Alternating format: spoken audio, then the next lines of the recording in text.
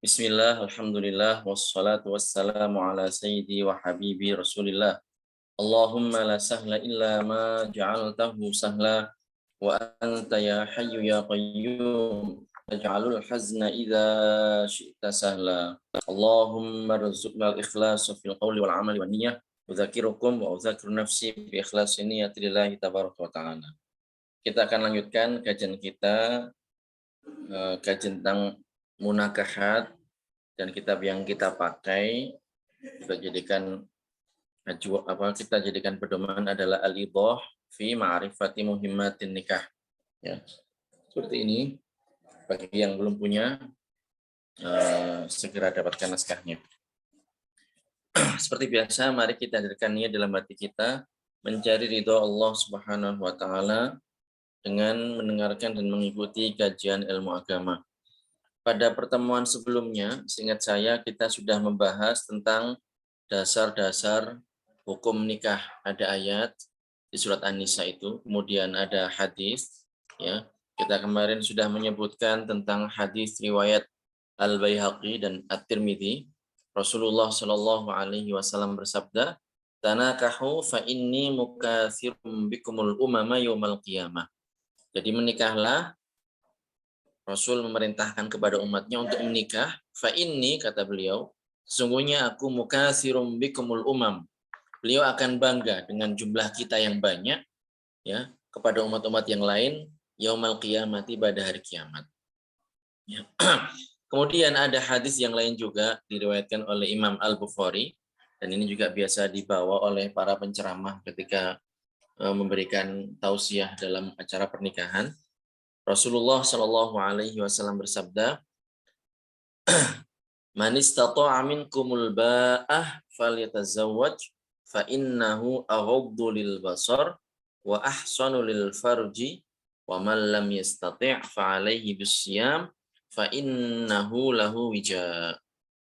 Hadis riwayat Imam Al-Bukhari, yang mananya adalah barang siapa yang mampu untuk menikah. Jadi man istata'a minkumul ba'ah. Jadi ba'ah di sini ada beberapa tafsiran, ya, yang bisa kita sebutkan di sini. Jadi ada beberapa pendapat di sini, akan kita sebutkan di antaranya bahwa yang dimaksud dengan ba'ah di sini adalah jima. Jadi sudah punya kebutuhan biologis, sudah ada keinginan untuk melakukan hubungan badan, ya. Jadi barang siapa yang sudah mampu melakukan hubungan badan, ya, falyatazawwaj, maka sudah punya kebutuhan untuk melakukan hubungan badan, falyatazawwaj, maka hendaknya menikah. Fa innahu, karena sesungguhnya nikah itu aghaddu lil basar, lebih menundukkan kepada pandangan. Wa ahsanu lil farj, lebih menjaga pada kemaluan. Bagaimana kalau tidak mampu? Wa man lam yastati', tidak mampu menikah, ya, karena enggak ada modal dan seterusnya, fa alaihi bisawm, maka hendaknya dia berpuasa. Fa innahu lahu wija, karena puasa itu akan memecahkan syahwat. Memecahkan syahwat di sini maksudnya adalah akan menurunkan syahwat, menjadikan orang yang gairahnya menggebu-gebu karena dia berpuasa, maka ini akan menurun, ya, akan merendah, seperti itu. Jadi itu, barang siapa yang sudah mampu menikah, ya, dan di pendapat lain maksud dari kata al-ba'ah itu adalah al-kulfah. Jadi maksudnya sudah punya modal untuk menikah, karena menikah ini ya butuh modal, karena dia setelah menikah punya kewajiban untuk menafkahi istrinya, kemudian juga ada mahar dan seterusnya. Jika sudah mampu itu, maka hendaknya dia menikah. Nah, jadi secara kesimpulan bisa kita katakan bahwasanya al-ba'ah di sini ada kalanya bermakna jima, ada kalanya bermakna kulfah, ya. Seperti itu. Jadi kalau kita ingin menggabungkan antara dua perkara ini, maksudnya adalah orang yang sudah punya kebutuhan biologis dan dia secara finansial dia mampu, maka hendaknya menikah. Diperintahkan oleh Rasulullah Shallallahu alaihi wasallam untuk menikah. Adapun yang tidak mampu, maka solusi yang disampaikan oleh Rasulullah adalah mengerjakan puasa.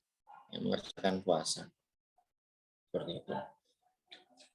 Kemudian Di sini disebutkan wan nikahu yusannu liman bihi hajatun ilaihi ma'al qudrati 'alal uhab wa huwa ayyida syahsul mahr wa qiswata faslin wa nafqata tahsinan lid-din wa amma ghairul muhtaji ilaihi fa in faqada uhbatahu kurihalahu fa in ihtaja ila syahsin yakhdimuhu yasta'jiru isti'jaran. Saya baca dulu biar sempurna harokatnya. Jadi wan nikahu yusan. Jadi nikah ini hukum asal adalah sunnah. Bagi siapa? Liman bihi hajatun ilaihi. Bagi orang yang membutuhkan. Jadi sudah kita sebutkan tadi, orang yang punya kebutuhan biologis. Punya kebutuhan biologis. Dan disertai di sini ma'al qudrati al uhab, dan dia juga mampu secara finansial. Jadi, sudah punya kemauan, sudah punya kebutuhan, kemudian juga secara finansial dia sudah mampu. Maksudnya di sini adalah disebutkan wa huwa ayyajida syakhsul mahar, yaitu seseorang mendapati al-mahar, jadi punya modal untuk mahar calon istrinya, wa qiswata faslin, pakaian satu musim. Ya, kalau memang nikahnya musim panas atau musim dingin dan seterusnya. Kan tentunya pakaian musim panas ini kan beda dengan musim dingin. Ini ya ditentukan oleh syariat. Wa nafaqata yaumin nikah, dan nafkah pada hari nikah. Nafkah di sini bukan maksudnya biaya pernikahan, bukan. Bukan itu yang dimaksud. Yang maksudnya adalah ya nafkah wajib yang diwajibkan atas seorang suami yang merupakan hak istri pada hari pernikahan. Jadi pada hari itu sudah punya nafkah untuk dibelanjakan buat istrinya. Jadi makannya itu makan sehari itu. Begitu. Nah, untuk hari berikutnya ya dia tinggal bekerja, kemudian menyerahkan kepada istrinya dan seterusnya. Jadi bukan di sini maksudnya wa nafaqata yaumin nikah, bukan maksudnya ya untuk pernikahan, bukan. Bukan itu yang dimaksud. Jadi kalau kita lihat misalnya yang sudah pernah ngaji kitab Susu dan Delima, buku Susu dan Delima, itu kan disebutkan di situ tentang menantu atau mertua idaman ahli hadis, pakar hadis yang ada di Madinah yang bernama Ibnu Musayyab, ya. Ya. Beliau ini punya seorang murid namanya Abu Wada'ah. Ini kan sederhana sekali. Anaknya dilamar oleh putra khalifah tapi tidak diterima. Malah diberikan kepada salah seorang muridnya yang bernama Abu Wada'ah. Nah, seperti itu. Dan sederhana sekali. Maharnya pun juga sangat sederhana sekali. Seperti itu. Kemudian di sini ya, itu tujuannya apa menikah ini disunahkan? Tahsinan lid-din tentunya adalah untuk menjaga agama seseorang. Jadi kalau orang itu sudah menikah maka kemauannya akan lebih terjaga, terpelihara dari melakukan perbuatan-perbuatan yang diharamkan oleh Allah Subhanahu wa taala. Dari level yang terkecil misalnya masturbasi, onani, atau sampai pada perbuatan zina atau hal-hal lain yang diharamkan oleh syariat. Sudah menjadi legal ketika seorang laki-laki melakukan halal kegiatan yang berbau seksual dengan istrinya sendiri. Tahsinan lid-din. Jadi ya memang nikah disyaratkan untuk itu. Jadi sekarang orang itu malah mengkritisi lah ujung-ujungnya juga seks dan seterusnya. Memang nikah ini adalah jembatan yang dibikin oleh syariat supaya orang itu hubungan yang asalnya haram itu menjadi hal, dilegalkan, legalisasi oleh syariat dengan jalan nikah. Jadi diatur. Aturnya adalah nikah seperti itu.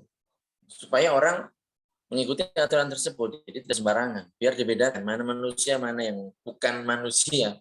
Karena kalau ya suka sama suka ya ini kan nggak ada bedanya dengan binatang. Kan mereka ya mana yang ketemu jantan ketemu betina ya langsung saja. Ya, tidak memandang ini bahkan anaknya sendiri atau ibunya sendiri dan seterusnya. Tukul jarus. Untuk kolbab. Seperti itu. Tasyinan lid-din. Itu tujuannya. Wa amma ghairul muhtaj. Jadi tadi sudah kita sebutkan orang yang butuh hukumnya sunnah. Bagaimana yang tidak butuh? Wa amma ghairul muhtaj. Adapun orang yang tidak membutuhkan, ilaihi kepada nikah, fa in faqada uhbatahu kurihalahu. Kalau dia satu dia kondisinya tidak butuh, kemudian dia juga tidak punya kemampuan finansial, nggak ada dana untuk mahar, tidak ada dana untuk nafkah sehari pernikahan dan seterusnya. Maka di sini hukumnya adalah makruh, dimakruhkan, tidak sampai haram, tetapi makruh hukumnya.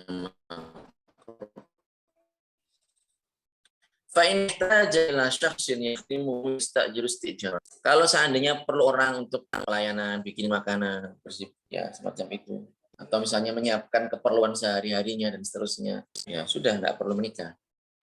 Cukup untuk memperkerjakan seorang pelayan. Walaupun di sini bukan berarti ketika seorang laki-laki menikah dengan perempuan kemudian memperlakukan istrinya seperti pelayan, bukan itu maksudnya, tapi ya di sini cuma dijelaskan seandainya seorang laki-laki ini perlu ya seseorang yang menyiapkan kebutuhannya sehari-hari, maka di sini yang dilakukan adalah menyewa seorang pelayan, jadi digaji per bulannya dan seterusnya seperti itu. Nah, kemudian setelah menjelaskan masalah tersebut disebutkan di sini wa yusannu fi zaujah, hal-hal yang disunahkan pada seorang perempuan. Jadi laki-laki itu kriterianya seperti apa sehingga dia sesuai dengan sunnah yang disebutkan oleh Rasulullah Shallallahu Alaihi Wasallam. Saya baca terlebih dahulu. Antakuna dayinatan. Li khabari sahihain tunkahul mar'atu li arba' limaliha wali jamaliha wali hasabiha wali diniha fadhfar bidzatid din taribat yadak. Rawahul Bukhari wa Muslim wa Abu Dawud wa Nasa'i wa Ibnu Majah. Jadi yang pertama, perempuan itu ya dihukumi sunnah untuk menikah dengan perempuan tersebut. Yang pertama adalah dayyinah, jadi paham ilmu agama, ya, konsisten dengan peraturan-peraturan agama, beragama. Li khabari sahihain, karena ini berdasarkan dengan hadis yang diriwayatkan oleh Imam Bukhari dan Imam Muslim, bahwasanya seorang perempuan itu dinikah, tunkahul mar'atu li arba. Perempuan itu dinikah li arba karena 4 hal, 4 perkara. 5 liha karena kekayaannya, karena hartanya. Wali jamaliha karena kecantikannya, keelokan rupanya. Wali hasabiha karena nasabnya, melihat orang tuanya dan seterusnya. Wali diniha dan karena agamanya. Rasulullah mengajarkan kepada kita untuk memilih perempuan yang beragama. Fadfar bidzatid din taribat yadak. Maka pilihlah atau carilah, dapatkanlah perempuan yang mempunyai agama, dengan pengertian perempuan yang paham agama, ngerti ilmu agama dan seterusnya. Taribat yadak, berhati-hatilah. Jadi pilihlah perempuan yang prioritas pertama yang dijadikan acuan adalah karena urusan agamanya. Hadis ini diriwayatkan oleh 2 imam besar, Imam Bukhari dan Imam Muslim, kemudian juga Imam Abu Dawud, Imam An-Nasa'i dan Imam Ibnu Majah. Jadi itu poin yang pertama yang harus menjadi prioritas seorang laki-laki dalam memilih calon pasangan hidupnya, belahan hatinya adalah agamanya. Jadi jangan sampai terkecoh silau dengan kecantikan seorang perempuan tanpa melihat urusan agama perempuan tersebut. Jangan sampai silau dengan kekayaan yang dimiliki oleh bapak dari perempuan tersebut atau perempuan tersebut jadi kepencut dengan jagayang umpamanya tanpa memperhatikan urusan agamanya sama sekali. Jadi yang menjadi patokan pertama dan utama adalah urusan agama. Perempuan yang mengerti ilmu agama, atau setidaknya perempuan yang dia ingin atau mau belajar ilmu agama. Seperti itu. Kita harus misalnya syaikhah, ustazah, tidak harus sih seperti itu. Yang kedua adalah wa antakuna bikron fanikahul bikri afdalu min nikahis sayyib. Yang kedua adalah perawan. Jadi perempuan yang disunnahkan untuk dinikahi, yang kedua adalah perawan. Fanikahul bikri afdalu min nikahis sayyib. Jadi menikahi seorang perempuan yang perawan itu lebih utama, lebih afdol dibandingkan dengan menikahi perempuan yang sudah tidak perawan, sudah janda. Jadi ketentuannya seperti itu. Wa antakuna dzata nasab wa amma nikahu binti zina famakruhun illa idza nawa ayyu'iffaha fa inda idzin yakunu sunnatan fihi thawab. Di poin yang ketiga adalah hendaknya menikahi perempuan yang nasabnya bagus, asal usulnya baik. Ini dzata nasab ay nasibah thayyibatal asal. Jadi asalnya keturunan dari orang-orang baik. Adapun menikahi perempuan yang tidak seperti itu, yang nasabnya kurang bagus atau tidak bagus, ya misalnya menikahi anak perempuan hasil hubungan zina. Jadi ada perempuan dulu ibunya misalnya diruda paksa oleh seorang laki-laki atau melakukan hubungan suka sama suka dengan laki-laki, kemudian ibunya mengandung dan melahirkan dia. Ini namanya bintu zina. Bintu zina, perbuatan orang tuanya berdosa, anaknya ya tidak berdosa. Bukan, tapi secara istilah itu disebut dengan bintu zina. Maka yang seperti ini hukumnya adalah makruh. Hukumnya makruh. Jadi sebaiknya ditinggalkan. Illa, kecuali idza nawa ayyu'ifa, dengan niat untuk menjaga kesucian perempuan tersebut. Fa inda idzin yakunu sunnatan fihi sawab. Maka pada saat itu dalam kondisi tersebut dengan tujuan, dengan niat untuk menjaga, memelihara kesucian perempuan tersebut, ya, supaya tidak terjatuh kepada perbuatan zina, ya, maka di sini hukumnya sunnah dan mendapatkan pahala. Jadi dia di sini maksudnya apa? Secara keturunan dulu ya ibunya melakukan hubungan seperti itu dengan laki-laki, ya, dengan orang yang dianggap ayah biologisnya. Kemudian lahir perempuan ini. Tetapi dia orang yang ngerti agama, mau belajar ilmu agama, mau ngaji dan seterusnya. Bahkan mungkin juga perempuan yang takut kepada Allah, bertakwa. Jadi kalau menikahi perempuan ini seperti ini dengan niat menjaga kesucian perempuan tersebut, kalau seandainya tidak ada yang menikahi, khawatir nanti akan terjerumus kepada perbuatan zina, maka di sini hukumnya adalah sunnah, tidak lagi makruh.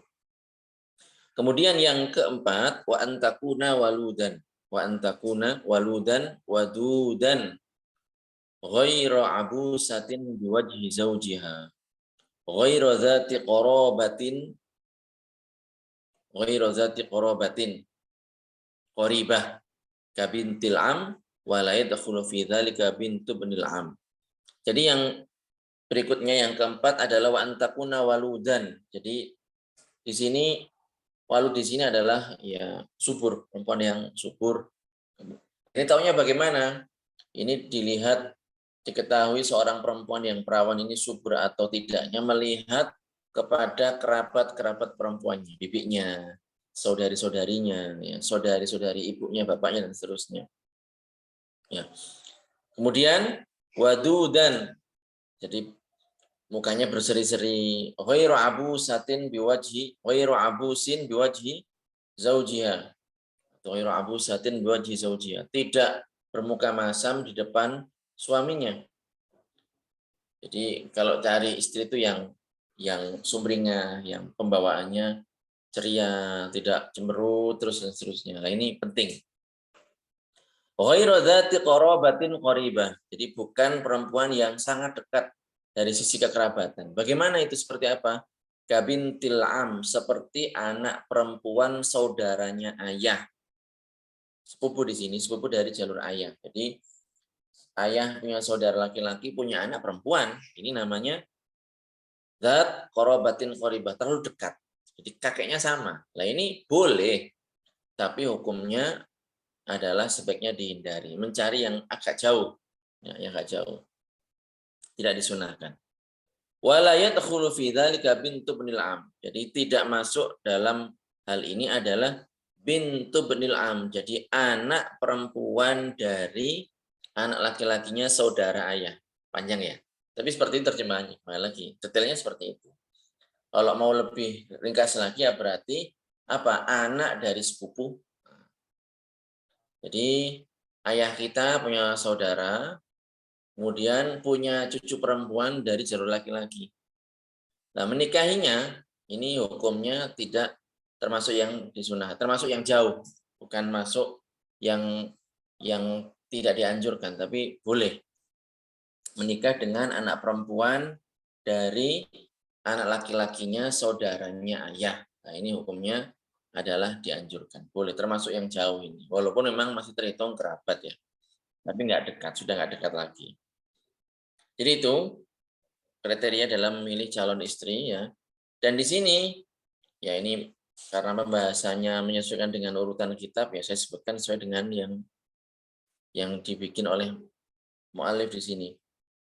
Wa yajuzu lil hurri an yajma'a baina arba'in minal hara'ir fi anin wahidin. Wa yajuzu lil hurri an yajma'a baina arba'in minal hara'ir fi anin wahidin liqaulihi ta'ala fankihu ma taba lakum minan nisa'i masna wa thulatha wa ruba'. Jadi boleh bagi orang yang merdeka untuk mengumpulkan, jadi menghimpun dalam pernikahan, ya, baina arba'in minal harair, mengumpulkan 4 perempuan yang merdeka. Jadi laki-laki merdeka ini boleh menikahi 4 perempuan yang merdeka. Fi anin wahid, dalam satu waktu. Maksudnya adalah dalam ikatan pernikahan, tapi kalau akadnya ya bergantian. Liqaulihi ta'ala fankihu ma taba lakum minan nisa masna wa thulatha wa ruba'. Jadi di sini perintah ya, walaupun bukan di sini perintah, di sini bukan maksudnya wajib ya, tapi perintah di sini artinya boleh menikah perempuan yang baik ya, 22, 33, 44. Jadi ukurannya seperti itu, boleh menikahi 1 perempuan saja atau 2 perempuan atau 3 perempuan atau 4 perempuan. Seperti itu dalam ikatan pernikahan. Kemudian juga ada hadis yang lain ya. Jadi ini ada seorang sahabat yang bernama Ghailan, sahabat Rasulullah Shallallahu Alaihi Wasallam yang bernama Ghailan. Sebelumnya adalah termasuk golongan kafir Quraisy, kemudian masuk Islam dan pada saat itu punya 10 istri. Rasul mengatakan amsik arba'an wa fariq sairahun. Kamu jadikan istri kamu 4 orang di antara mereka dan selebihnya kamu ceraikan. Kamu pisah dengan selebihnya. Jadi kalau 10 dikurangi 4 ya 6. Artinya apa? Laki-laki boleh menghimpun, boleh mengumpulkan 4 orang istri dalam satu ikatan pernikahan. Dalam suatu ikatan pernikahan. Seperti itu. Nah, artinya kalau seandainya satu meninggal, ya boleh menikah lagi dengan 1 orang lagi. Jatahnya pokoknya 4. Misalnya 1 diceraikan, ya boleh menikah lagi dengan yang lainnya. Seperti itu. Jadi itu ketentuan bahwasanya seorang laki-laki yang merdeka itu boleh menghimpun 4 perempuan yang merdeka. Ayatnya sudah kita sebutkan, hadisnya sudah kita sebutkan. Kemudian di sini permasalahan mengenai melihatnya orang laki-laki kepada perempuan. Ada beberapa macam. Ada yang hukumnya boleh, ada yang tidak boleh, dan seterusnya. Jadi, wa nadharu rajuli ilal mar'ati ala adrubin minha. Jadi melihatnya seorang laki-laki ilal mar'ati kepada perempuan di sini ya berarti perempuan secara umum ya. Ala adrubin, ini ada beberapa macam. Minha diantaranya adalah nadharuhu ilal mar'atil ajnabiyah ghairu halilatihi fa ghairu jaizin mutlaqan idza kana ila ghairi wajhiha wa kaffaiha. Idza kana ila ghairi wajhiha wa kaffaiha. Au kana ila al-wajhi wal kaffain ma'a syahwah. Fa in kana bila syahwatin wa khaufi fitnatin halan nadhur ilaihima wa hadza ma 'alaihi al-jumhur. Wa hadza ma 'alaihi al-jumhur. Jadi ini poin yang akan kita bahas karena aku sudah mepet ya. Melihatnya seorang laki-laki kepada perempuan. Yang pertama, nadharuhu ilal mar'atil ajnabiyah, melihat pada perempuan ajnabiyah, perempuan yang boleh dinikah. Perempuan yang boleh dinikah. ghairu halilatihi, dan bukan istrinya, jadi belum dinikahi, ya. Fa ghairu jaizin, maka ini hukumnya adalah tidak boleh mutlaqan secara mutlak. Idza kana ila ghairi wajhiha wa kaffaiha, jika kepada selain muka dan telapak tangannya. Jadi melihat perempuan yang bukan mahramnya, yang bukan istrinya, kepada selain muka dan kedua telapak tangan, ini hukumnya haram secara mutlak. Kepada rambutnya, kepada lengannya misalnya, kepada betisnya misalnya, kepada perutnya. Nah, ini hukumnya lihat ke hal yang tadi saya sebutkan, ini hukumnya haram secara mutlak. Mau dengan syahwat, mau tanpa syahwat, dan seterusnya, ini hukumnya haram. Au kana ilal wajhi wal kaffain ma'as syahwat. Adapun kalau melihat ke muka seorang perempuan, jadi perempuan misalnya berhijab dengan hijab yang benar, menutup dagu dan seterusnya, rambutnya nggak kelihatan. Ini kan hukum asalnya itu tidak haram, boleh, tapi dengan catatan tanpa syahwat. Kalau seandainya dengan syahwat, maka hukumnya haram. Atau melihat kepada telapak tangannya, hukum asalnya itu boleh, tapi jika tanpa syahwat. Adapun dengan syahwat, maka hukumnya haram, tidak boleh. Makanya disebutkan fa'in kana bila syahwatin wa khawfi fitnatin halan nazuru ilaihima. Jadi kalau tanpa syahwat, tanpa takut terjatuh kepada fitnah, maka hukumnya boleh melihat kemana? Melihat kepada muka dan kepada kedua tangan. Wa hadza ma'alihil jumhur. Inilah pendapat yang dipegangi oleh mayoritas ulama, dan itu yang kita ajarkan dan kita yakini. Seperti itu. Oleh karenanya kita tidak tidak mengikuti pendapat yang menyebutkan bahwasanya haram, jadi sampai lihat muka pun hukumnya haram. Tidak. Walaupun tanpa syahwat, sebagian ada yang mengatakan hukumnya haram. Tidak, kita tidak ikut pendapat tersebut. Kita tidak meyakini keabsahan pendapat tersebut. Yang kita yakini, kita ajarkan dan kita ikuti adalah bahwasanya melihat ke muka, ya, dan kedua telapak tangan dengan tanpa disertai syahwat dan tanpa takut terjatuh pada perbuatan fitnah, ini hukumnya adalah boleh, tidak haram. Dan itulah pendapat jumhur. Makanya para ulama mengatakan lil mar'ati kashfu wajhiha ijma'an walirrajuli ghaddul basar. Jadi ijma, boleh lah perempuan itu buka mukanya, itu boleh, tidak haram. Tidak haram. Nah, cuman itu laki-laki ini hendaknya menjaga pandangannya. Jadi tidak syarat perempuan itu kemudian kemana-mana pakai niqab, pakai hijab, pakai cadar. Walaupun itu juga sunnah. Ya, walaupun itu juga sunnah, dan kalau emang bisa ya enggak apa-apa pakai seperti itu, boleh, bahkan sunnah, tapi tidak wajib. Oleh karenanya kita tidak mengikuti pendapat, dan nggak benar pendapat yang mewajibkan nutup muka, cadar dan seterusnya, itu tidak benar. Itu hukumnya hanyalah sunnah, sesuatu yang baik. Nah, kita kan harus moderat, kita tidak kendor, juga tidak terlalu ketat yang berlebihan. Semuanya ini menyesuaikan dengan syariat yang diajarkan oleh Rasulullah SAW dan dipahami oleh para ulama. Jadi itu kajian kita, ya, kita cukupkan sampai di sini, sampai pembahasan mengenai melihatnya laki-laki kepada perempuan. Insya Allah akan kita lanjutkan pada pertemuan berikutnya. Mudah-mudahan bermanfaat. Silahkan, mungkin ada yang mau ditanyakan, monggo. Ada yang kurang jelas atau ada yang mau diulang, silahkan. Kita pakai kitab apa tadi, Ustaz? Oh, kita ngajinya ini, kita nyimak kitab ini, Al-Idah fi Ma'rifati Muhimmatin Nikah. Ini sudah saya share sejak 2 minggu yang lalu. Jadi kitab Susu dan Delima itu saya intisarikan dari kitab ini. Ini versi Arab boleh dikatakan. Ini adalah versi Arab dari kitab, dari buku Susu dan Delima. Gitu.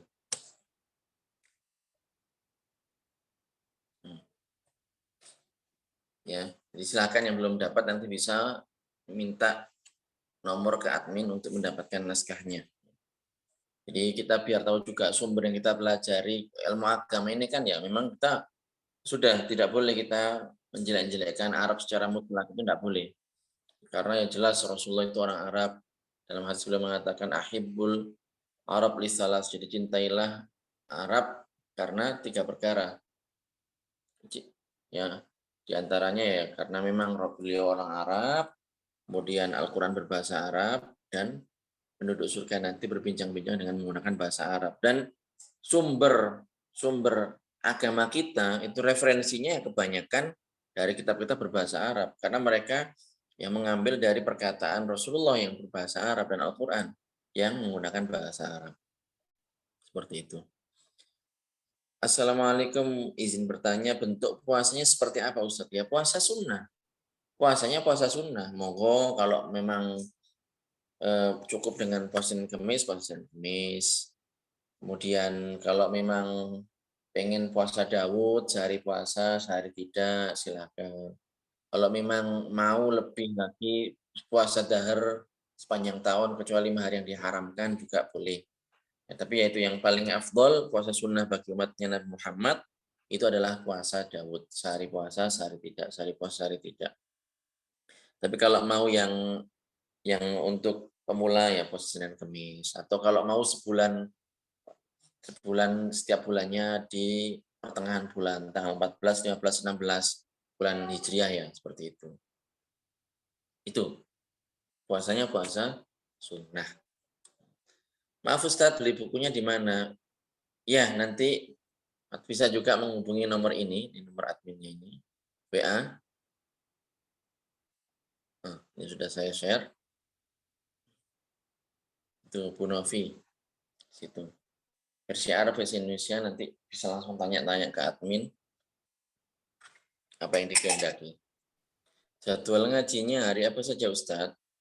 Ngajinya setiap ini malam Sabtu jam 8 begini. Cuman terkadang intinya hari Jumat. Kalau kitab fikih Al-Idhah fi Ma'rifati Muhimmatin Nikah itu setiap hari Jumat saja. Cuman kadang jadwalnya bergeser itu karena kebetulan saya ada kajian di tempat yang lain jadi tergesa-gesa. Makanya dulu di awal itu kan sebenarnya waktunya kan jam 4 gitu. Nah ini terlalu mepet gitu. Ini saya undur ke jam 8. Dulu jam setengah 8 juga terlalu mepet Pak maghrib. Itu saya ada kajian jadi kadang jamaah juga nanya. Jadi saya biar nggak tergesa-gesa makanya beberapa pertemuan ini kita jam 8 malam Sabtu hari Jumat. Seperti itu. Kalau ngaji tajwid ya sama seperti biasa hari Sabtu juga sama kadang sore kadang malam ya, menyesuaikan. Tapi kan direkam ini sama admin. Nanti kalau ketinggalan bisa lihat di channel YouTube admin. Kajian bersanad. Ada lagi silahkan. Biar dapat notifikasi jadwal ngajinya bagaimana Ustaz? Ada grupnya enggak Ustaz? Ada. Nanti bisa tanya apa Mas Sultan ini adminnya. Kirim saja nomornya ke admin. Ini ada kan adminnya itu nomor WA antum ke admin nanti biar dimasukkan di grup. Itu Yayasan Syahama itu. Kan itu adminnya, hostnya. Kirim nomor ke situ, minta supaya dimasukkan ke grup biar tahu. Sepertinya cukup, mudah-mudahan bermanfaat. Kita tutup dengan tahlil, dengan selawat, dengan istighfar. Kafaratul majlis. La ilaha illallah. Allahumma salli ala Sayyidina Muhammad wa ala alihi wa sahbihi wa sallim. Rabbi ghfirli wa li walidayya wa lil mu'minina wal mu'minat. Subhanakallahumma bihamdika. Asyhadu an la ilaha illa anta astaghfiruka wa atubu ilaik. Saya akhiri, assalamualaikum warahmatullahi wabarakatuh.